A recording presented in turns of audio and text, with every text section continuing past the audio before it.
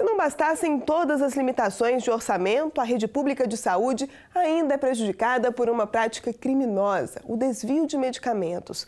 Produtos valiosos desaparecem das farmácias para alimentar o mercado negro.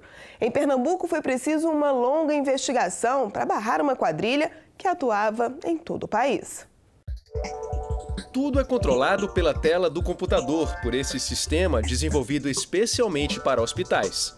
O controle a gente faz a partir do recebimento da prescrição, onde é uma prescrição individualizada, é feita a transcrição dessa prescrição e com base nisso a gente faz toda a dispensação individualizada para o paciente. Na prática, significa controlar a retirada e a distribuição dos medicamentos consumidos em um hospital. Para deixar o controle ainda mais rigoroso, cada etapa desse processo é feita por uma equipe diferente, medida importante para evitar falhas ou desvios. O código de barras permite que o produto seja rastreado em tempo real.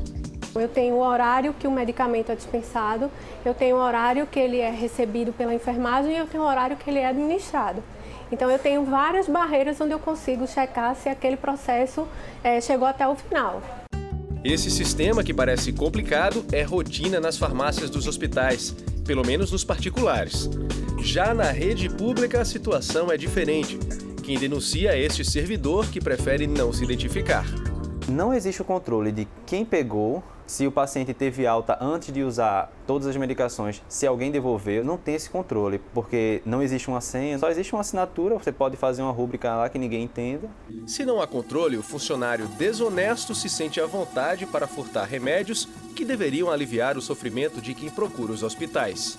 É um mercado lucrativo, porque tá sobrando lá, eu pego. Aí já ganha muito dinheiro, porque não só pega uma. Uma investigação da Polícia Federal e da Anvisa, a Agência Nacional de Vigilância Sanitária, descobriu uma quadrilha que fazia justamente isso. Desviava medicamentos de hospitais públicos do Recife para revender no mercado negro. Eles apagavam marcas que são próprias dos medicamentos que são destinados à rede pública de saúde. E aí esses medicamentos tinham a aparência de medicamentos que podiam ser comercializados para as pessoas, para os particulares. A chamada Operação Desvio identificou o furto de medicamentos em 6 hospitais da cidade. São eles: Agamenon Magalhães, Restauração, Otávio de Freitas, Oswaldo Cruz, Getúlio Vargas e Hospital das Clínicas.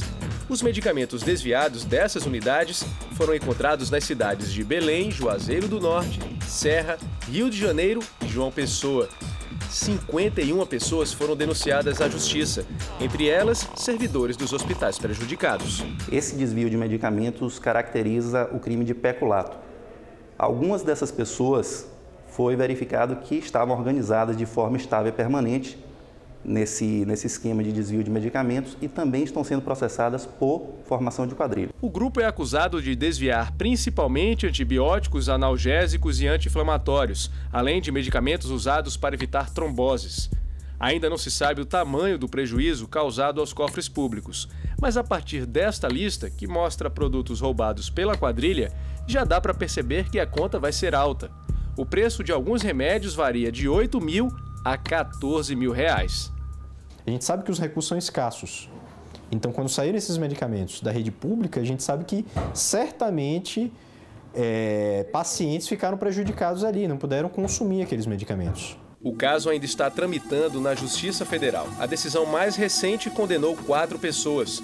O vigilante Rafael Silas, o agente de saúde Paulo Rogério e o auxiliar de enfermagem Paulo de Oliveira pegaram 6 anos e 6 meses de reclusão. Meu cliente não poderia ter recebido uma sentença dura, tá certo?